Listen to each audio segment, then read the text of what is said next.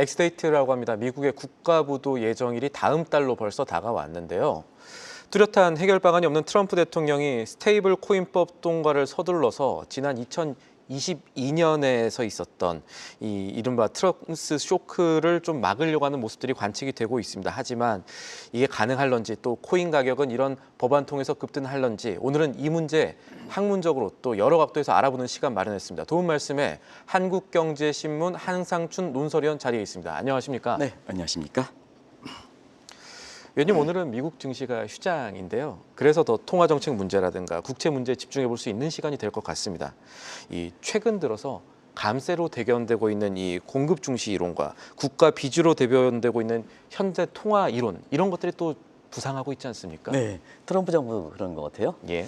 일단 어제 그 국내 증시가 많이 올라서 그거 좀 잠시 말씀드릴게요. 네. 어제도 그 트럼프의 EU 관세의 50% 보복 관세에 대해서 이제는 그렇게 관세에 대해서 스트레스를 받지 마십시오 하는 말씀을 드렸습니다. 이 타겟이 불안정하기 때문에 언제든지 변할 수가 있습니다 하는 말씀을 드렸는데요. 근교에 또 그런 방송이 나가고 EU의 50% 관세에 대해서 유예하는 조치가 나왔어요. 예. 그래서 우리 코스피 지수가 4월 10일경에 한 100포인트 이상 올랐습니다는 그 이후에 어제 52포인트인가요? 이렇게 올라가서 사실 국내 증시 투자하는 사람 입장에서는 굉장히 아주 크게 환호를 했던 하루가 아니었던가 생각합니다. 저도 이게 빨간 넥타이를 국내 한국 주식 투자자들이 올해 바라는 사항들이 되기 때문에 이 빨간 투자를 다는 뜻은 없다 하는 것을 말씀을 드리고요. 예. 트럼프 입장에서는 지금 공급 증시, 서프라이즈 사이드 이코노믹이라 해서 이것이 지금 각광을 받고 있습니다. 서프라이즈 사이드는 두 가지죠. 수단에 따라서 시청자 여러분 잘 아니 레이건 정부 시대 때 했던 레이거노믹스, 서프라이즈 사이드 이코노믹 이렇게 해서 레퍼 커브에 의해서 관세를 감세하는 세금을 내리는 그러면 이제 세금을 내리면 경제 효율이 증가한다. 그러면 경제 성장이 된다. 그럼 누진적구조인 정부의 재정 수입이 증가한다. 예. 이게 이제 감세 정책의 어떤 메커니즘이죠. 또 한 가지는 이것만 있는 게 아닙니다. 바이든 형이라 해서 BBA 액트다 해서 이건 빌드 백 베터 말씀하시는 빌드 백 베터 해서 약자다 이렇게 보시면 되겠는데요. 공급 능력을 드린다. SOC의 공급 능력을 드린다. 그러면 뭐냐? 결국 이것도 공급치이기 때문에 공급 늘면 성장이 되고 예. 물가도 안정시킨다. 그러면 이제 사실 트럼프의 마가 구상은 뭘까 하는 측면에서는 래퍼 곡선을 했던 래퍼 교수도 이제 고무로 있고 이런 형태죠. 그리고 트럼프가 완전히 바이든 지우기만 아닙니다. 예. 미국의 정책에서는 근간이 되는 부분, 도움되는 것은 그를 일관성 있게 유지하는 것도 미국의 경제 정책의 하나의 장점이다 이렇게 보시면 되겠는데요. 요 공급 증시 경제학의 감세를 통한 사실 래퍼 이론에 의해서 요거 받아들이고 그다음에 BBA 액트, 빌드 백 베터는 마과와 똑같지 않습니까? 메이크 아메리칸 그레이트 어게인과 똑같지 않습니까? 형태만. 그래서 이게 혼합형이다 이렇게 됐습니다. 그래서 BBA 액트와 마가는 지금 우려가 되는 스태그플레이션 우려를 잠재운다. 자, 공급 능력이 키우면 성장이 올라가고 경기 침체 막죠. 물가를 안정시킨다. 이렇게 보고 있습니다. 그리고 최근에 현대통화론이 많이 나오는데요. 이 현대통화론은 통화이론이 아니라 재정이론입니다. 그래서 많은 사람이 현대통화하니까 예전에 그 밀턴 프리드만이라든가 조금 발전적 형태의 합리적 기대가세 루카스라든가 이런 사람이 나오고 있습니다는 그런 사람들은 1960년대 근대 통화론자다. 그래서 요거에 현대 통화론자에서 통화라고 들어가니까 통화정책 관련된데요. 요건 사실은 재정정책에 해당된다 이렇게 보겠습니다. 그래서 이것이 1990년대에 워런 모슬리가 체계화돼서 현대 통화 이론이 되고 있는데요. 트럼프 빈대서 더 쓰자. 1기 때도 그렇고 2기 때도 그렇고 해서 지금은 사실 그 감세 정책과 공급 현대 통화론자리 동시에 추진을 하고 있는 이런 것이 트럼프의 경제 정책이다 이렇게 보게 됐습니다. 아까 트럼프 관련해서 지금 이 이론들에 대해서 말씀해 주셨는데 네. 이 공급 증시 경제학, 현대 통화 이론이 현실에 어떻게 적용되고 있는지 사례를 좀 알 수가 있을까요? 저희가? 네. 트럼프의 트럼프노믹스라든가 지난번에 통과했던 조세 감면법, 조세 이거는 시청자 여러분 재정 수입적 측면에서는 래퍼 곡선 이를 토대로 해서 감세 정책을 추진하죠. 소득세 폐지라든가 법인세 대규모 감면 다들 아실 겁니다. 재정 지출에서는 빈대서 더 쓰자. 현대통화라는 이론을 하고 있어 전형적으로 그 이론을 좀 보여드린 거고요. 다른 국가는 어떠냐? 정도차가 있지만 다른 국가도 비슷합니다. 일단 감세를 추진하는 국가, 영국 상속세 폐지했죠. 일본도 뭐 지난번에 일본의 국제 쇼크가 됐던 이유는 일본도 국가 채무가 많은 상태에서 7월달 참여 선거를 앞두고 이게 소비세를 대폭 감면한다는 얘기죠. 그러면 쇼크가 발생할 수밖에 없죠. 그러면 재정 질서 사이드는 어떠냐? 독일 같은 경우 독일도 예. 쇼크가 일어났었는데 연방 브레이크 철폐를 통한 재정 지출을 하니까 내용은 국가별로 정도 차이가 있지만 사실 공급 증시 경제학과 현대통화 이론자를 이렇게 접목시키면서 지금 선직을 중심으로 해서 이용하고 있다고 보겠습니다.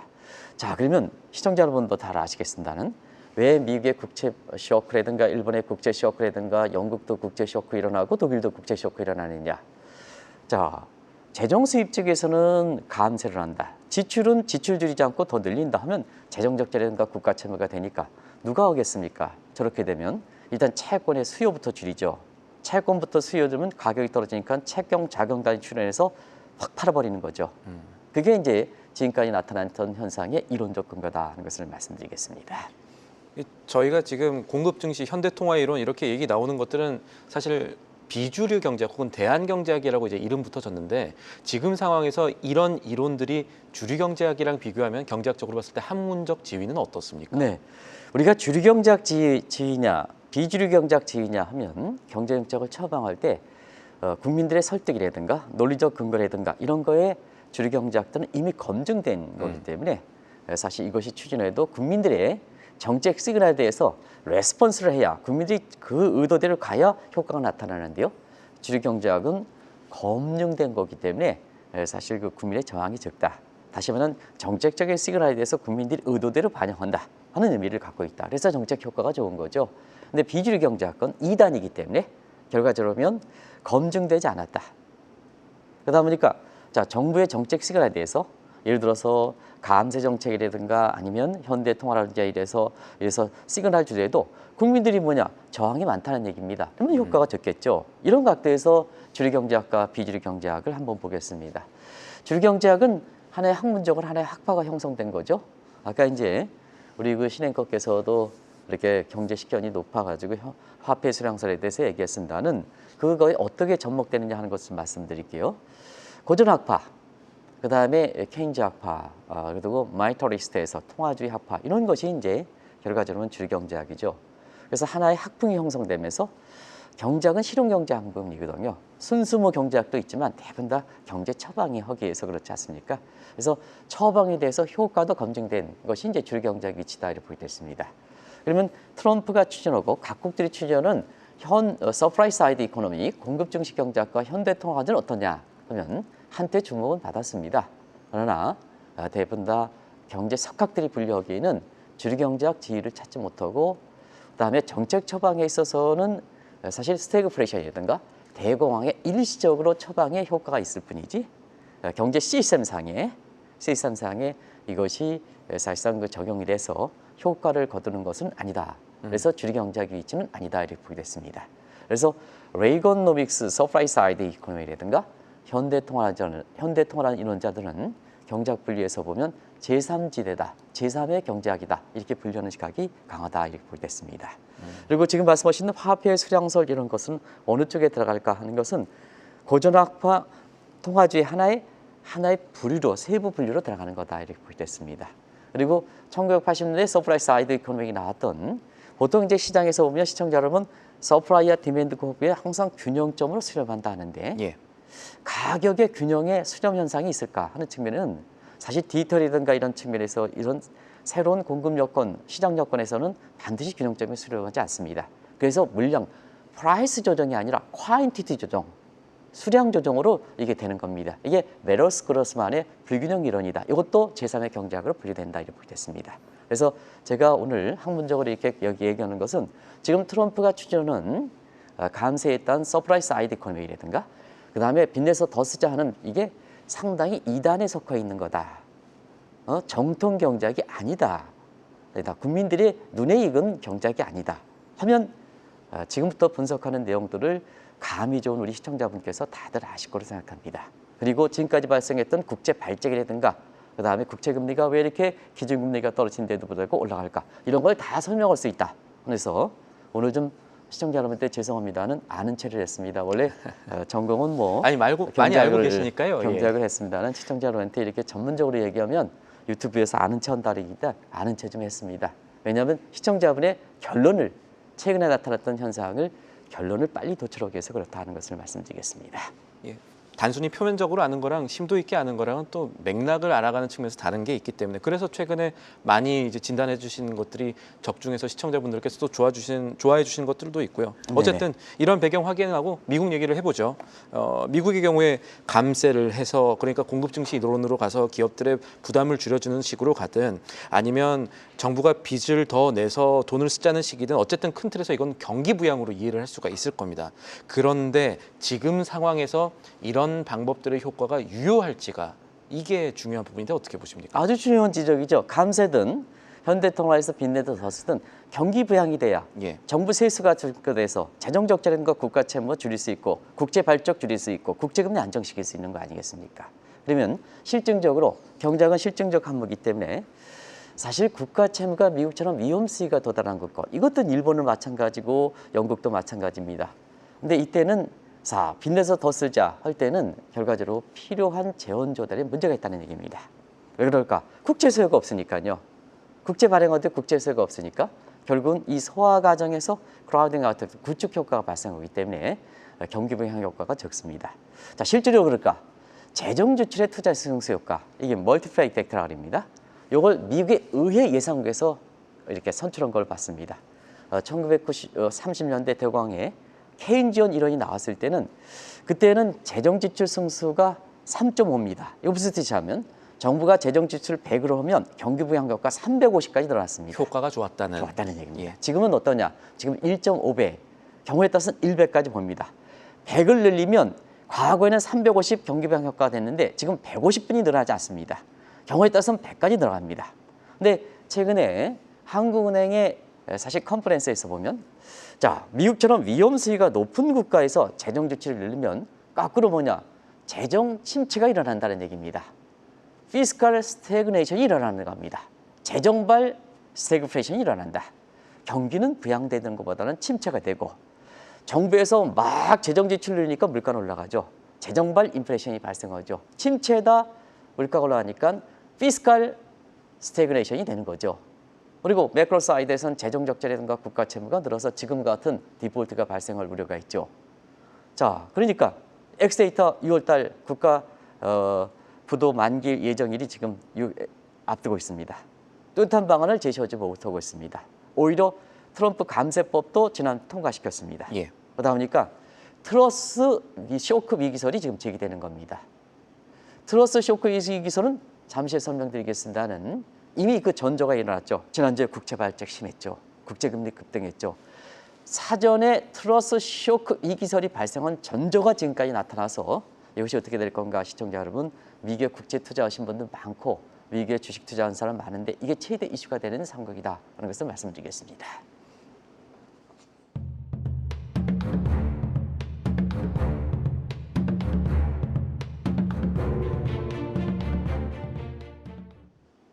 저희가 아까 준비된 화면 자막에서 붉은 글씨로 트러스 쇼크 위기설 이렇게 적혀 있었는데 일단 여기에 나온 트러스 쇼크 디테일, 의미 이런 것들 좀 알아보고 가야 될 것 같습니다. 네, 말씀대로 2년 전인가 기억되는데요. 트러스 쇼크 위기설이다 해서 트러스 쇼크는 뭐 다들 아실 겁니다.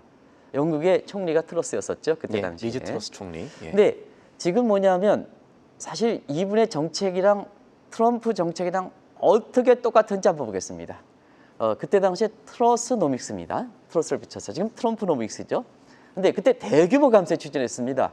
재정 지출도 대규모로 추진했습니다. 지금과 똑같죠. 근데 이것이 시장에 반란을 일으키면서 여권에는 밀어붙여 당신을 밀어붙이는데 시장에서는 시그널을 줬는데 여기에 레스폰스에 반란을 일으키는 거죠. 한 달 만에 해프닝. 그래서 49일 만에 퇴임했습니다. 그래서 영국의 그 금융위기 설이 확산될 때 트러스의 잘못된 정책이다. 가장 해결책은 당신부터 나가는 게 중요하다. 이게 누구나 트러스가 나가는 게 중요하다. 49일 만에 나갔습니다. 영국의 총리 중에서 가장 짧은 49일 만에 나갔습니다. 결국 영국은 그래도 책임진다. 자, 그러면 지금의 문제를 발생시키는 게 누구냐? 미국 입장에서는 트럼프죠. 그러면 당신이 책임 있으니까 조기에 퇴임하자. 근데 이 양반은 그렇지 않죠. 네. 장기 독재를 누리고 있죠. 놀라지 마시기 바랍니다. 이번 주에 공화당 의원들이 일부 발의해서 3선 이상 가능한, 그리고 트럼프의 대선 과정에서 있었던 스텝이 나오면서 트럼프는 3선 이상이 아니라 영구 집권을 노린다 하는 쪽도 지금 화두가 되고 있거든요. 책임지는 트럼프는 영구 집권을 누리고 있습니다. 그러다 보니까 시청자 여러분, 그만큼 국제시장에 대혼란이 일어나는 거죠. 그걸 좀 보겠습니다. 저희가 봐야 될 게 이 트럼프 대통령이 아까 말씀하셨던 대로 리즈 트러스처럼 이제 조기 퇴임할 가능성 굉장히 높지 않다, 낮다라고 본다고 하면, 그럼 미국에서 고개 드는 이 트럼프의 어떤 위기설, 그러니까 트러스 쇼크의 재발 가능성에 대해서 국채 시장이라든지 여러 가지 움직이는 이 모습들은 어떻게 대처를 할 수가 있을까요? 네, 그동안 많은 노력을 했죠. 나름대로 뭐 전략 자산을 비축할 것인가 뭔가 해서 했는데 다 안 됐습니다. 그래서 최근에 스테이블 코인법을 지난주에 통과시켜서 빠르면 6월 초에 통과시킬 거로 봅니다. 뭐 레드십이니까 통과되겠죠. 그러면 상원에 통과하면 뭐 트럼프야 바로 그냥 사인하겠죠. 사인하겠죠. 자, 그러면 스테이블 코인은 왜 트러스 쇼크 위기설의 최후 보류, 최후 해결책으로 지금 부각될까? 왜 그래서 트럼프는 그 외 국채 발작이라든가 이렇게 자기의 책임을 지고 있는 국채 시장의 국채 금리를 해결하기 위해서 뭐냐? 이걸 밀고 비칠까 할 때는 스테이블 코인은 여러 가지 방법이 있습니다는 이번에 스테이블 코인법에서는 미국의 국채를 담보로 하는 겁니다. 네. 그러면 미국의 국채를 담보로 할 때, 자, 지금은 비트코인을 20만 개 정도 갖고 있는데 루이스 법안법에서는 신세 루이스 법에 100만 개를 늘린다. 그러면 어떻게 될 것이냐 하는 측면을 보겠습니다. 담보를 했으니까 100만 개가 늘려? 그러면 국채 수익이 증가하겠죠, 시청자 여러분. 그러면 자, 국채 발작 방지하겠죠. 수요가 증가하니까. 그리고 국채 금리도 안정될 겁니다. 쫙 안정되죠. 그리고 국채 가격이 이렇게 금리가 안정되면 가격이 올라가지 않습니까? 그러면 지금 떨어지는 달러 가치도 안정시킬 수 있다 하는 얘기입니다. 그리고 자, 국채를 미 국채 담보를 해서 100만 개 이상 올려, 그러면 비트코인 가격이 일부에서 얘기하는 것처럼 가격이 뭐 100만 달러 이상 올라가 차익 실현, 재정 적자 축소, 국가 채무 해결하겠다 하는 게 그렇습니다. 또 한 가지는 자, 중국이 지금 위안화 이 디지털화를 통해서 지금 세계 패권 구상을 하고 있습니다. 자, 여기에 중국을 견제하는 수단으로서 이걸 활용하겠다는 입장입니다. 그러면 트럼프가 갖고 있는 대내 문제, 대외적으로 중국의 견제, 그러면 만병통치약이 되는 것이냐 하는 이론적인 얘기가 되거든요. 근데 만병통치약은 지금부터 말씀드리겠습니다는 사실 트럼프가 그만큼 위기감을 느껴서 이 방법뿐이 없기 때문에 이 스테이블 코인법을 굉장히 서둘러서 지금 이렇게 실시하려고 한다 하는 것을 말씀드리겠습니다. 이 법안을 중국을 견제하는 수단으로도 활용한다. 그렇다면은 트럼프가 스테이블 코인 법안을 서둘러서 통과시키려고 한다면 중국은 이런 움직임에 대해서 또 뭔가 하나를 내놓을 가능성이 있을 것 같기도 한데요. 어떻게 보십니까? 트럼프의 코인 강국론을 견제시키는 거죠. 예. 이건 좀 시간이 다 돼서 좀 말씀드리긴. 미국의 국채를 줄이지 않습니까? 그러면 그 미국의 국채를 두면 두 가지 목적이죠. 미국의 디폴트 가능성을 더 높여주는 거죠. 왜냐? 국채금리 올라가서. 그러면 트럼프가 지금 스테이블 코인법에 의해서 지금 국채금리를 안정시키는 노력을 무력화시키고, 두 번째는 뭐냐? 사실 이 대목도 더 중요합니다. 코인 가격 상승을 억제해서 사실 트럼프의 코인 강국론 구상을 견제하는 측면도 있습니다. 왜냐? 지금 비트코인 가격이 오르면 급격히 떨어집니다. 대체 관계입니다. 자, 그러면 중국이 미국 국채를 팔아서 재원 가지고 금값을 위안부의 답변타에서 금을 지금 보유량을 증대시키고 있습니다. 예. 그럼 예를 들어서 대체 관계가 있는 상태에서 금값을 4,000달러 이상 끌어올린다. 그럼 대체 관계다. 비트코인 떨어지겠죠. 한때는 이게 중국이 금값을 쭉 올리는 과정에서 한 3,300 금값이 가니까 비트코인이 한때는 6만 달러까지 떨어진 적이 있습니다. 예. 이런 거죠. 그러면 코인 강국론과 비트코인 스테이블 코인 방어를 무력화시키는 거죠. 결과적으로 왜 중국이 미국의 국채 매각에 대해서 트럼프는 배신행위로 보느냐? 바로 시청자 여러분이 이 대목을 보시면 알 수 있지 않냐 생각합니다. 이 대목은 좀 다른 시간을 이용해서 더 이렇게 자세하게 설명드리도록 하겠습니다. 그러니까 지금 말씀하신 대로라면 이제 금값과 이 비트코인의 반비례 관계적인 성격은 지금 중국과 미국의 관계에서도 찾을 수 있다라는 말씀도 이제 투자 측면에서 중요한 현재적인 네네. 부분이고, 이 문제는 이 스테이블 코인법, 이게 아까도 짚어주셨지만 트럼프 행정부가 바란 대로 최선의 시나리오대로 갈 것이냐, 만병통치약이 될 것이냐 하는 점일 텐데 어떻게 보십니까? 네. 만병통치약보다는 위기의식을 느껴서 그렇다 하는 것은, 자, 시청자 여러분, 이 코인의 스테이블 코인 바보는 밸류를 확보하는 거죠. 근데 지금 밸류를 확보하는 방법이 없으니까 법정으로 국가가 공인하는 거죠. 전략자산 비추어 된다든가, 달러로 패그시킨다든가, 아니면 미국의 국채로 대표시킨다든가, 금으로 패그시킨다든가, 이런 문제가 되죠. 근데 다른 데 문제가 있으니까 미국의 국채를 담보로 해서 이번에 스테이블 코인법을 올라가는 거 아니겠습니까? 문제는, 자, 미국의 국채 매력이, 담보로 된 미국의 국채 매력이 안정자산으로 있으려면 디폴트 위험이 없어야 됩니다. 이게 이제 오타가 있어서 죄송합니다. 디폴트 위험이 없어야 됩니다.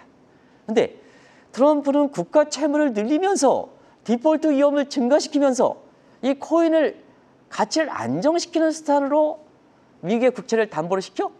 그러면 시청자 여러분, 스테이블 코인 했다, 비트코인 가격이 올라간다 하는데 오히려 거꾸로 불안정한 미국의 국채를 담보로 할 때는 코인 가격도 어려워질 수 있다는 얘기입니다. 악순환거리죠. 그래서 시청자 여러분, 근본적인 대책은 많이 썼으면 줄이는 겁니다. 성경에도 나오지 않습니까? 남의 빚은 이게 사실 갚아야 되는 겁니다. 국가는 더 그렇습니다. 국민의 책임을 지기 때문에. 그런데 디플의 담보, 디폴트 우려가 없는 미국의 국채를 담보로 해야 스테이블 코인 문제가 가격도 올라가고 국채 금리도 안정되고 가격도 뛰는 거지. 지금 차원에서 국채 금리가 불안하고 그다음에 디폴트 위험이 돼서 거기다 대다 코인에 스테이블 코인 한다. 이건 사실 앞뒤가 안 맞, 인과관계가 안 맞는 겁니다. 그러면 지금 상태에서 트럼프가 과연 근본적 대책에 해당되는 재정 적자로 국가 채무가 줄일 수 있을까? 저 욕심이 많은 사람입니다. 욕심이 많으면 국민의 표심 생각해야 됩니다. 퍼플리즘 생각해야 됩니다. 못 줄입니다. 그러면 앞으로 스테이블 코인에서 비트코인 가격이 일부에서는 폭등한다 이런 시각이, 앞으로 개인적으로 보면 이런 국가 재정 적자라든가 채무가 줄이지 않으면 미 국채라든가 달러라든가 코인의 가격의 불안정 모습은 계속되지 않겠느냐, 이런 쪽으로 해석하는 시각이 맞지 않냐 하는 생각이 듭니다. 알겠습니다. 트럼프 노닉스의 경제학적인 근간과 함께 지금 트럼프 행정부는 왜 코인을 주목하는가, 그리고 그 과정에서 어떤 투자 인사이트를 찾을 수 있을 것인가 하는 점까지 살펴봤습니다. 오늘 말씀 여기까지 듣죠. 지금까지 도움 말씀에 한상춘 한국경제신문 논설위원이었습니다. 위원님, 오늘도 감사합니다. 네, 고맙습니다. 계속해서 다양한 경제 이슈를 알고 싶다면 구독과 좋아요, 알림 설정 부탁드립니다. AI 캐스터 권미정이었습니다.